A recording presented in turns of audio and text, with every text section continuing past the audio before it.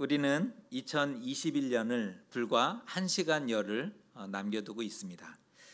코로나 시대를 걸어가며 참으로 오랜 시간을 인내해야 했고 너무나 많은 것들을 잃어버리고 또 빼앗긴 것만 같은 그러한 시간을 오래 걸어왔습니다.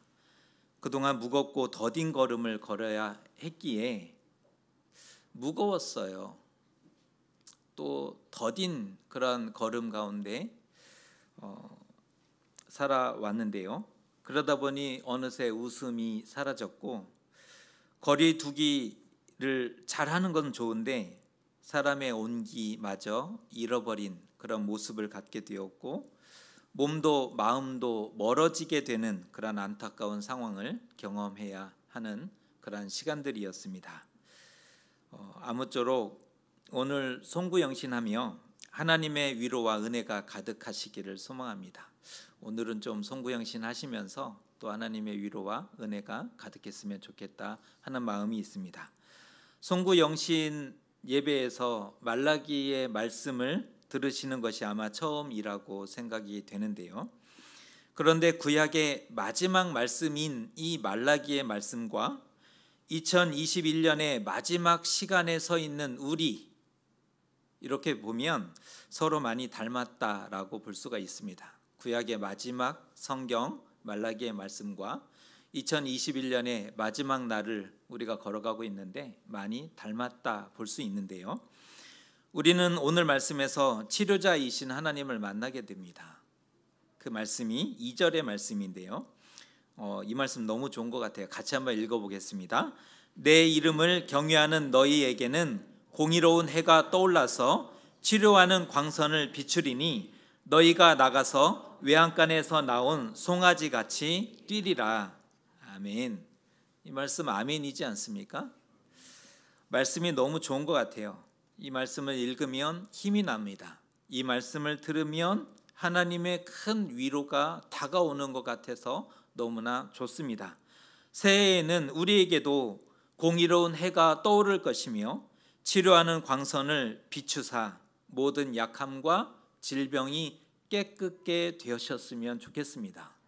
새해에는 우리의 연약함과 그 모든 질병이 깨끗게 되어지는 그런 은혜가 있었으면 좋겠습니다. 우리에게도 외양간에서 나온 송아지같이 그 푸른 풀밭과 쉴만한 물가를 마음껏 뛸 수 있다면 얼마나 좋을까요? 정말 꿈만 같다, 이런 생각까지 드는 그런 장면이긴 한데 우리도 외양간에서 나온 송아지가 그 메었던 곳에서 풀려났으니, 여러분은 외양간에서 송아지가 풀려났을 때 얘가 어떻게 움직이는 것을 보셨습니까? 거의 미친 듯이 뛰어다닙니다. 그 메어 있다가 잠깐 그 틈새를 이용해서 풀려나오면 정말 그렇게 좋아라 뛰어다닙니다. 그것처럼 우리의 모습이 푸른 풀밭과 쉴만한 물가를 마음껏 뛸 수 있다면 얼마나 좋을까. 그러한 자유와 평안과 기쁨이 가득한 새해가 되시기를 축복합니다. 오늘 성경은 하나님이 정하신 날에, 하나님이 정하신 그날에 마침내 악을 제하실 것이고 완전히 밟으실 것이라 그렇게 약속하고 있습니다.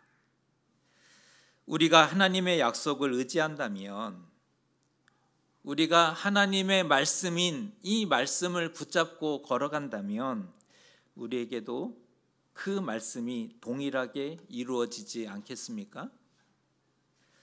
그 놀라운 일을 이루기 위해 하나님은 선지자 엘리야를 보내기로 이미 결정하셨답니다. 그 놀라운 일을, 그 놀라운 역사를 이루기 위해 선지자 엘리야를 보내기로 이미 결정하셨다는 것입니다. 그 말씀이 5절의 말씀인데요.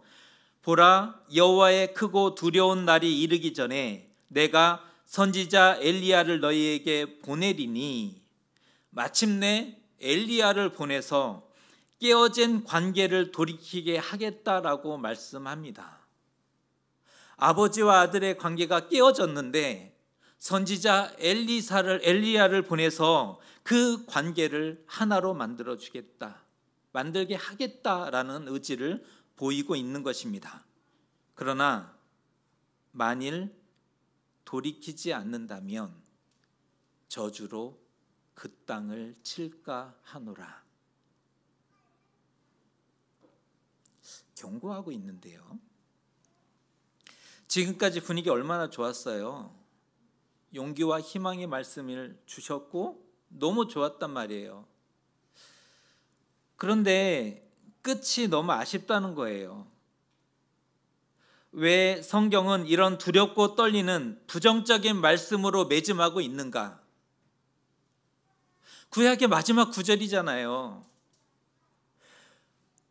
구약의 마지막 구절인데 왜 성경은 이런 두렵고 떨리는 부정적인 말씀으로 꼭 매짐해야 됐는가? 너무 안타까운 마음이 듭니다. 지금까지 분위기 얼마나 좋은데, 그런데 갑자기 기분이 안 좋아졌습니다. 찜찜해졌어요. 혹시 구약의 마지막 말씀이 무엇인지 아십니까? 아니, 말라기 말씀을, 마지막 말씀을 읽어놓고 구약의 마지막 말씀이 무엇인가를 다시 묻고 있는데 무슨 소린가 하실 텐데요. 우리에게 있는 성경은 말라기 4장 6절의 말씀이 구약의 마지막 말씀이고요, 저주문에 해당합니다. 하지만 정말일까요? 히브리 성경 순서에 의하면, 이건 번역된 우리 한글 성경이고요, 히브리 성경 순서에 의하면 구약의 마지막 말씀은 역대하 36장 23절의 말씀입니다. 역대하 36장 23절의 말씀이 구약의 마지막 말씀이죠. 그 말씀을 읽어드립니다. 바사왕 고레스가 이같이 말하노니 하늘의 신 여호와께서 세상 만국을 내게 주셨고 나에게 명령하여 유다 예루살렘의 성전을 건축하라 하셨나니 너희 중에 그의 백성된 자는 다 올라갈지어다. 너희 하나님 여호와께서 함께 하시기를 원하노라 하였더라. 실제 구약의 마지막 말씀은 희망으로 매짐하고 있어요. 구약의 마지막 말씀은 책망과 저주가 아니라 실제 구약의 마지막 말씀은 희망입니다. 나라가 멸망했으나 희망을 말하고 있습니다. 성전이 무너졌으나 희망을 놓지 않고 있어요. 성전이, 나라가 무너지고 성전마저 다 사라졌으면 그게 끝이지 어떻게 희망이 될 수 있겠습니까? 그런데 성경은 나라가 다 무너졌어도, 성전이, 하나님의 성전이 돌 위에 돌 하나도 남지 않고 다 사라져 버렸어도 희망을 말하고 있습니다. 백성의 대부분이 죽었어요. 그리고 나머지 살아있는 사람들은 포로로 끌려가게 됩니다. 그러나 끝은 아니다라고 말하고 있어요. 당시 유대 사람들은 이제는 끝났구나라고 생각했는데 하나님은 그럴지라도 끝은 아니다라고 말하고 있는 겁니다. 그것도 이방왕 고레스의 입으로 하나님의 뜻을 전하고 있는 거예요. 이방 왕의 입을 통해서 하나님의 뜻을 전해주고 있다는 겁니다. 유다 예루살렘의 성전을 건축하라. 너희 중에 그의 백성된 자는 다 올라가라. 너희 하나님 여호와가 너와 함께하기를 축복한다. 굉장하지 않습니까? 놀랍지 않으세요? 성경의 메시지는 망하라 이것이 아니라 살아라입니다. 성경의 메시지는 망하라 이게 아니고 살아라를 말하고 있습니다. 다 끝났다, 희망 없다, 너는 안 돼, 이 얘기를 하고 있는 것이 아니라는 거예요. 비록 죄와 허물이 아무리 크다 할지라도, 다 망한 것 같이 보일지라도 너는 살아라, 이 얘기를 성경은 구조적으로 강조하고 있는 겁니다. 다 끝나 보인다 할지라도 너는 살아라. 예레미야에서는 이렇게 표현하죠. 피투성이라 할지라도 너는 살아라.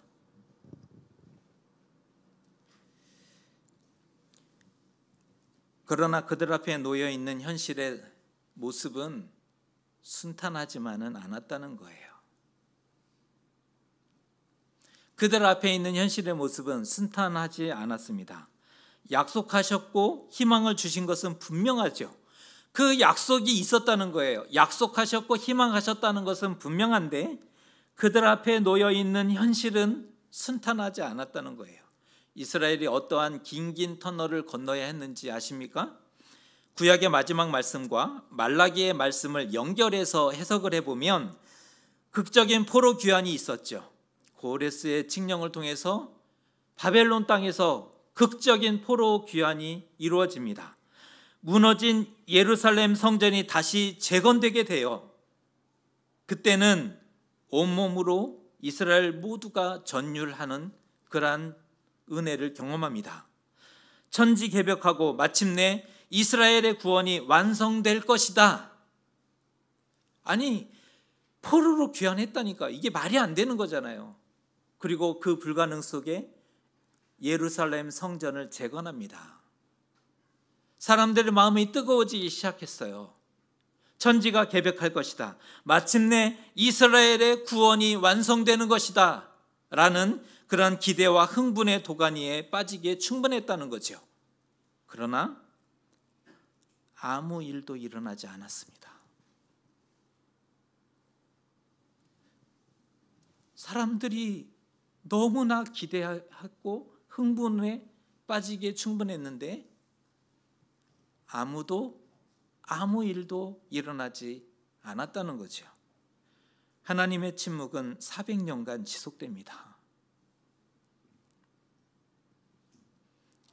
하나님의 침묵이 그 이후 400년이 계속됩니다. 영광을 보이시지 않았고 임재하지 않으세요. 하늘의 징조를 보이시거나 가시적인 어떤 발현, 그런 것과 같은 외적인 증거가 단 하나도 나타나지 않아요. 그 400년 동안. 선지자로 계시하지 않았어요. 선지자가 없어진, 말라기 이후에 선지자가 끊어지지 않습니까? 선지자로 계시하지 않고 말씀하지 않았습니다. 한 말씀만 해 주십시오. 수많은 이들이 기도하고 기다려도 얼마나 그들이 기도했겠어요? 얼마나 오래도록 그들이 기다렸겠습니까? 하지만 응답하지 않으셨죠. 그저 침묵하시고 방관하십니다. 백성들의 기근과 고난과 타락과 변질을 그대로 다 바라보셨어요. 점점 제사장들은 길을 잃었고 율법의 가르침이 왜곡되죠. 지도자들이 그럴진데 하물며 백성들은 어떻게 했습니까? 그 삶은 뻔한 거죠. 본질을 다 잃어버리게 되고 형식에 사로잡히게 되고 제사가 무너지고 자기 소견에 옳은 대로, 사람들은 자신의 소견에 옳은 대로 살기 시작하게 됩니다. 한마디로 무법천지가 되어버린 거죠. 신앙과 삶이, 예배와 삶이 다 무너지고 말았습니다. 종교적인 침체와 깊은 늪에 빠져버리게 된 것입니다. 희망이라면서 대체 어디에 희망이 있다는 것일까? 희망을 말씀하셨는데 어디에 희망이 있습니까? 존재하기는 하는 것일까? 그러나 너무 어두워 과연 그날이 올까? 정말 그날이 올까? 그날이라는 것이 존재할까? 라고 생각했던 그때 아무도 기대하지 않았는데 갑자기 말씀이 성취되었죠. 마태복음 1장 1절은 이렇게 시작합니다. 아브라함과 다윗의 자손 예수 그리스도의 계보라. 비로소 하나님의 구원의 여명이 밝아오게 되었던 겁니다. 하나님의 역사는 계속되셨던 거죠. 역사 가운데 침묵하셨지만 하나님의 구원 역사는 계속되셨던 겁니다. 말라기 시대는 회복과 구원이라는 희망을 가졌지만 현실은 가장 어두웠던 시대입니다. 그러니까 말라기 시대를 이해를 해야 되는데 희망과 구원이라는 약속을 가진 시대지만 가장 어두운 시간을 걸어가야만 했다는 겁니다. 2021년을 마무리하는 우리의 현실과 너무나 똑같습니다. 그대로 오버랩되고 있어요. 하나님의 살아계심을 알고 있습니다. 희망이 있다는 것도 아닌데 현실은 너무나 처참한 우리의 모습입니다. 세계적인 재난 앞에 여지없이 무너져 버렸죠. 신앙이라는 것이, 교회, 이 모든 것이 쌓아왔던 것이 세계적인 재난 앞에 여지없이 다 무너져 버렸습니다. 자존심도 수없이 짓밟혀 버렸고 신앙의 무력함 속에 끝없는 추락을 경험해야 했습니다. 우리는 믿음이 있는 줄 알았지요. 우리는 믿음이 좋은 사람인 줄 알았습니다. 그런데 세계적인 재난 앞에 다 무너지는 것을 경험해야 했습니다. 우리가 고통당할 때 하나님은 무엇을 하셨습니까? 우리가 고통당할 때 하나님은 무엇을 하셨습니까? 우리를 사랑하시기는 하시는 것입니까?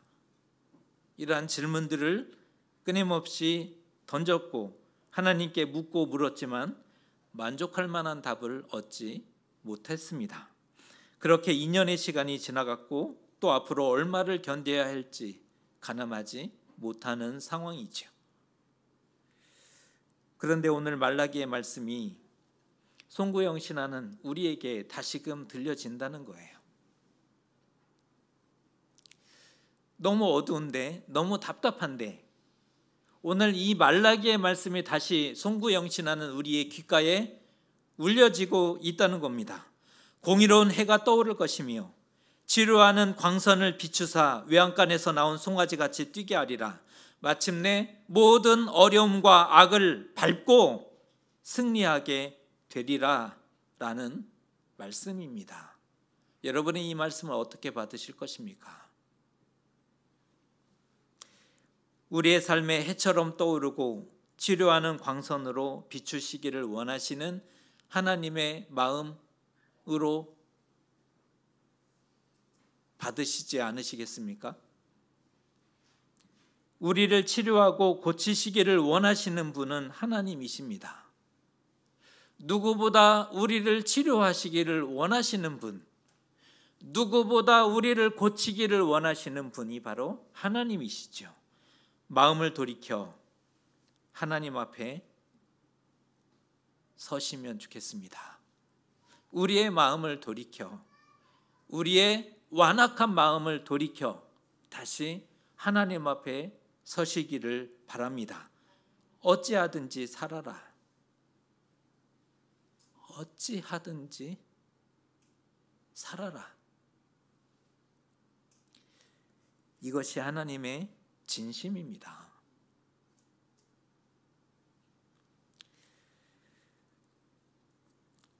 새해를 맞는 우리에게 주시는 응답이고 하나님이 주시는 징조로 받으셨으면 좋겠습니다. 하나님이 약속하셨으니, 하나님이 우리에게 징조를 보여주셨으니 그 약속과 징조대로 하나님 이루어 주십시오 라는 기도를 새해 가운데 새해를 열어가면서 그렇게 시작하셨으면 좋겠습니다. 여러분의 뒤에는 누가 계실까요? 하나님이 계시지요. 여러분의 뒤에는 하나님이 계십니다. 하나님은 우리가 다시 힘을 내어 살아가고 희망으로 걸어가기를 소망하십니다. 원하시는 분입니다. 하나님의 진심을 들을 수 있어야 사람은 살 수 있습니다. 하나님의 진심이 전달되어야 사람은 살아갈 수 있는 것입니다. 돌아오라 하셨으니 돌아가면 되는 거죠. 돌아오라 하신 분이 하나님이시니 돌아가면 되는 겁니다. 다시 살아보라 하셨으니 살아가면 되는 것 아니겠습니까? 현실과 상황에 지지 말아야 합니다. 비록 현실은 암울하고 그 상황은 답답하죠. 어떻게 열어갈지 우리가 해결할 수 있는 것도 아니기 때문입니다. 그러나 하나님은 돌아오라 말씀하시고 다시 살아보라 말씀하셨으니 돌아가면 되는 것이고 다시 살아가면 되는 것입니다. 독일 신학자 보네퍼 목사님이 계신데요. 독일의 유명한 신학자이죠. 1944년 12월에 새해를 앞두고 이런 시를 써서 자신의 약혼자와 가족들에게 보내게 됩니다.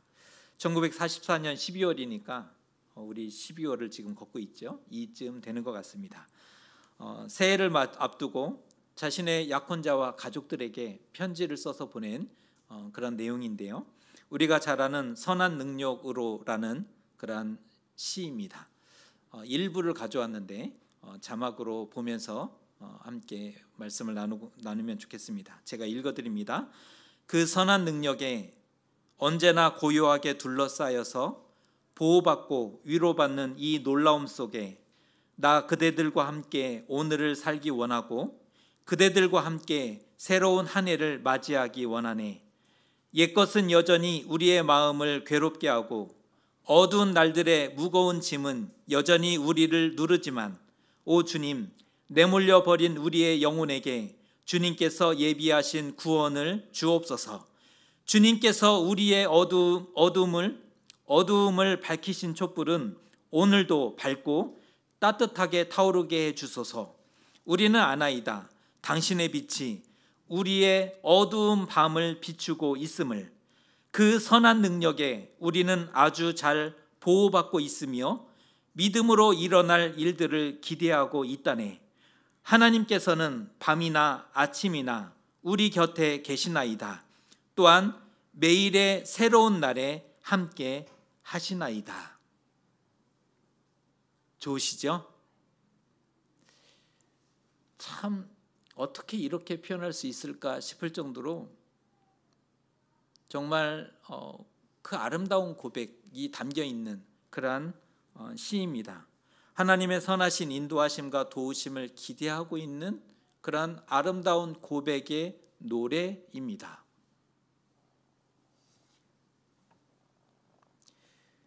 그런데 보네퍼 목사님은 히틀러의 광기에 저항하다가 체포되었고 온갖 고문과 협박과 회유를 당했던 인물이라는 것은 아시지 않습니까? 그가 썼던 이 선한 능력으로라는 시는 사실은 빛도 볼 수 없는 습하고 추운 지하 감옥에서 써내려간 순교 시입니다. 우리는 아름다운 고백으로 이 문장을 읽어내렸지만 보네퍼 목사님은 빛도 들어오지 않는 그 지하 감옥에서 마지막으로 남겼던 순교의 시인데요. 이 시를 쓰고 불과 넉 달 후에 교수형에 처해집니다. 12월에 썼으니까 4월이겠네요. 4월에 교수형에 처해집니다. 그리고 그때 그의 가족 10명이 한꺼번에 자신의 가족 10명이 한꺼번에 순교를 함께 당하게 됐죠. 더 기가 막힌 것은 악의 대명사 히틀러는 보네퍼 목사님이 순교하고 20일 뒤에 자살을 하게 됩니다. 20일 뒤에 자살을 하게 돼요. 그리고 열흘 뒤에 5월 8일이죠. 독일이 항복하며 2차 대전이 종식됩니다. 이게 뭐죠? 그는 종전을 겨우 한 달을 앞두고 순교하게 되는 거예요. 조금만 더 어떻게 버텼다면 해방을 볼 수 있었을 텐데 그는 결국 해방을 보지 못하고 순교하게 됩니다. 하나님의 선한 능력과 도우심과 구원을 그 누구보다 간절히 기도하고 바랬던 사람입니다. 어떻게 이럴 수 있을까요? 그 선한 힘에 고요히 감싸여 그 놀라운 평화를 누리며 오 주여 우리를 외면치 마시고 약속의 구원을 이루소서.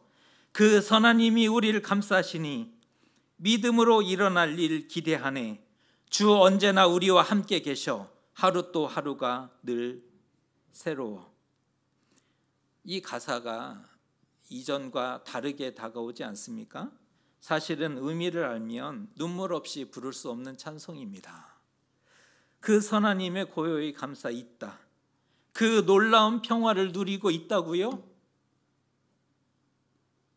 이것이 어찌 눈물 없이 고백할 수 있는 가사이겠습니까? 오 주여 우리를 외면치 마시고.